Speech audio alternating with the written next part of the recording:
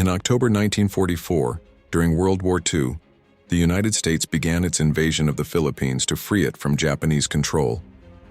The Japanese Navy launched one of its last major operations to destroy the American fleet and stop the invasion. Off the coast of Samar Island, a small U.S. escort group called Taffy 3 was caught by surprise. They had tiny escort carriers, destroyers, and destroyer escorts, basically small, thinly armored ships meant for support, not heavy battle. Suddenly, they looked out over the horizon and saw an approaching massive Japanese fleet. Battleships, cruisers, and destroyers, including the giant Yamato, the largest battleship ever built. The Americans were outgunned and outnumbered. They had no heavy armor, and their carriers were only lightly defended. It looked like certain destruction, but instead of retreating, the American sailors decided to fight with everything they had. David vs. Goliath at sea.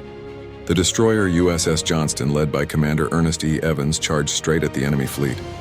Evans gave the order, "All engines ahead flank, commence firing."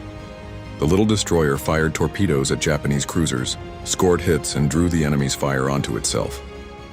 The ship was torn apart, but it bought precious time.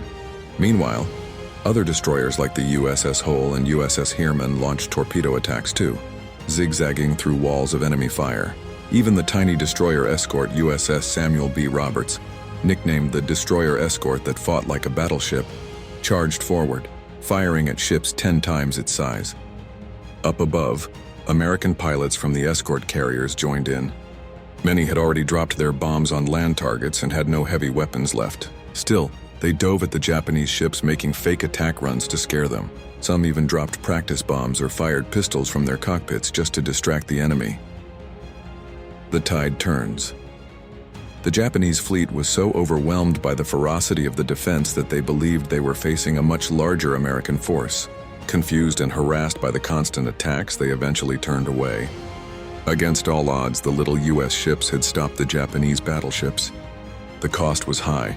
Many American sailors died and several ships were lost, including the USS Johnston and the Samuel B. Roberts. But their sacrifice saved the invasion fleet and ensured the success of the Philippine campaign.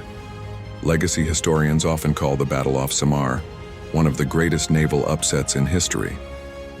Commander Ernest Evans, who went down with his ship, was awarded the Medal of Honor. The courage of those outmatched sailors became legendary, a story of how small ships and determined crews stood against impossible odds and triumphed.